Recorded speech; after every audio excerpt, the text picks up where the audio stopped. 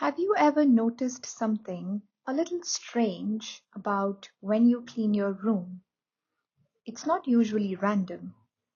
You tend to clean it either when you have finished something important, like an exam, a deadline, or a big phase of your life, or when something feels completely chaotic and out of control. In both situations, the urge to clean feels unusually strong, almost necessary. After something ends, you don't just tidy up, you clean properly. You reorganize things, throw things away, reset the entire space. And it feels satisfying in a way that's hard to explain. Like you've closed something, not just cleaned something. But then there are other moments when your mind feels cluttered, when nothing feels clear, when everything feels slightly overwhelming, and suddenly you feel like cleaning again. Not because the room is especially messy, but because putting your space in order feels grounding. So clearly, this isn't just about the room. Because if cleaning were only about mess, you would do it regularly without thinking about it. But you don't. You do it at very specific moments when you need either closure or clarity. That's because your room isn't just a physical space, it's also a psychological one.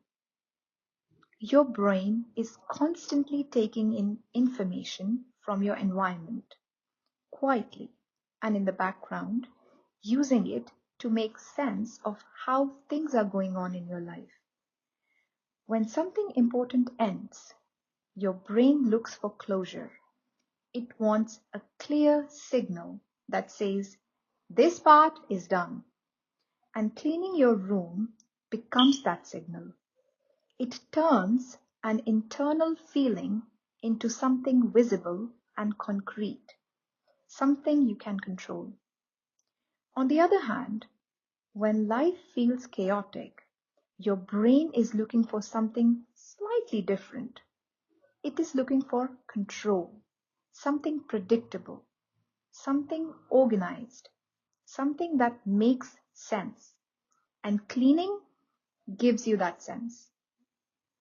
Even if something else feels uncertain, at least your immediate environment feels clear and manageable. So whether you realize it or not, you're not just cleaning your room, you are regulating how you feel. And when you don't get that sense of closure or clarity, when something is left unfinished, avoided, or unclear, your brain holds onto that state and your space starts to reflect it.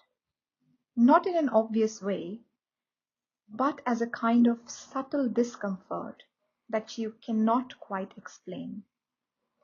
That's when your room feels off.